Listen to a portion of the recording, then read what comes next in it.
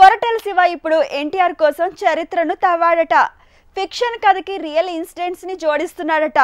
గతంలో తారక్ మూవీ నుంచి ఇప్పుడు ఎన్టీఆర్ చేస్తున్న దేవర వరకు కొరటాల ఫార్ములా మారిపోయింది.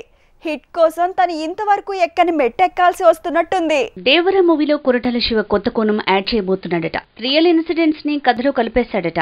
ఆచార్యతో పడ్డ పంచ్ నుంచి కోలుకునేందుకు కొరటాల కొన్ని కోణాల్లో భారీ దండయాత్రకి ప్లాన్ చేసుకుంటున్నాడు.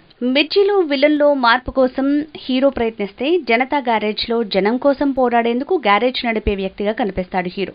ఇలా చూస్తే ఒక్కో మూవీలో కొరటాల శివ ఒక్కో ఫార్ములా వాడుకుంటూ పోయాడు. శ్రీమంతుడిలో ఊరిని దత్తతకు తీసుకునే రిచ్ మ్యాన్ ని హీరోగా చూపించాడు. అయితే దేవర విషయంలో ఈసారి ఫార్ములా అంతకు మించి అంటున్నారు. శ్రీమంతుడి తర్వాత సీఎం కొడుకు సీఎంగా మారి జవాబుదారీతనానికి అడ్రస్ గా మారితే అన్న కోణంలో కొరటాల శివ అలా డబుల్ హ్యాట్రిక్ వైపు అడుగులేశాడు. అలా ఒక్కో ప్రాజెక్టులో కొరటాల శివ మూవీస్ హీరోయిజం మారుతూ వచ్చింది. ఎటొచ్చి కొరటాల శివ లెక్క తప్పింది మాత్రం ఆచార్యతోనే.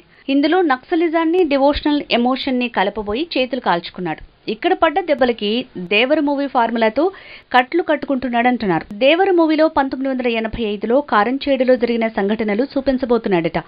ఆ రియల్ ఇన్సిడెంట్స్ లో దళితుల మీద జరిగిన దాడుల నేపథ్యంలో దేవర వస్తోందట. ఇలా కొత్త ప్రయోగంలో సరికొత్త అంశాలను తీసుకుని కొరటాల శివ తన ఫేట్ మార్చుకునే ప్రయత్నం చేస్తున్నాడు.